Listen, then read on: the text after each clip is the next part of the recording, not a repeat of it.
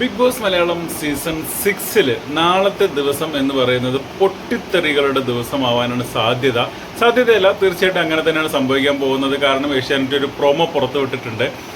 നോമിനേഷനുമായി ബന്ധപ്പെട്ടിട്ടുള്ള ഒരു പ്രൊമോ ആണ്. നമ്മൾ കഴിഞ്ഞ സീസണുകളിലൊക്കെ കണ്ടിട്ടുള്ള ഒരു പ്രൊമോ. കൺഫെക്ഷൻ റൂമിലേക്ക് 2 പേരെ വിളിപ്പിക്കുന്നു.